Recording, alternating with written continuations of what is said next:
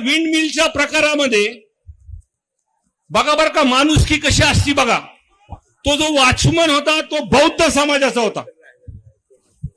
संतोष अण्णा देशमुख हा मराठा समाजाचा होता.